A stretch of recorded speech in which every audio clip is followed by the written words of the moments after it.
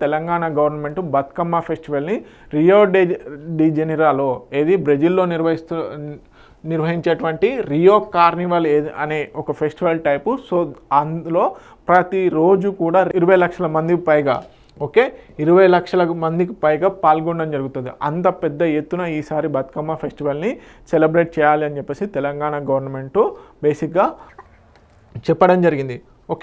So Bathukamma A name derived from the Telugu words బతుకు and అమ్మ. మనందరికీ తెలుసు బతుకమ్మ ఫెస్టివల్ గురించి. సో బేసిక్గా టీజీపీఎస్సీ నిర్వహించేటువంటి ఎగ్జామ్స్లలో కంపల్సరీగా బతుకమ్మ ఫెస్టివల్ గురించి బేసిక్గా మనకు క్వశ్చన్స్ చూడడం జరుగుతుంది.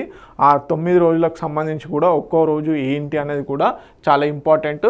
సో సెప్టెంబర్ 22 నుంచి సెప్టెంబర్ 30 మధ్యలో ఈ ఇయర్ బతుకమ్మని సెలబ్రేట్ చేయబోతున్నారు. ప్రధానంగా 1000 పిల్లర్ టెంపుల్ ఏదైతే ఉందో మనకి వరంగల్లో, సో దాన్ని సెంటర్ ఆఫ్ పాయింట్గా చేసుకొని ఈసారి రియో కార్నివాల్లో ఏ విధంగా అయితే బాగా జనం పోగవుతారో, సో బేసిక్గా అక్కడ ఆ ఫెస్టివల్ని ఏ విధంగా అయితే సెలబ్రేట్ చేస్తారో అంత పెద్ద ఎత్తున దాదాపుగా 20 లక్షల మందితోని ఈసారి కూడా బతుకమ్మని సెలబ్రేట్ చేయాలి అని చెప్పేసి చెప్పడం జరుగుతుంది. బేసిక్గా Rio carnival held annually in Rio de Janeiro బ్రెజిల్లో largest recognised as the largest carnival celebration in the world, drawing over 2 million revellers per day. So ప్రతిరోజు కూడా 20 లక్షల మందికి పైగా ఇక్కడ జనం రావడం జరుగుతుంది. సో అంతే ఎత్తున కూడా ఈసారి బతుకమ్మను కూడా చేయాలి అని చెప్పేసి చెప్పడం జరుగుతుంది తెలంగాణ గవర్నమెంట్.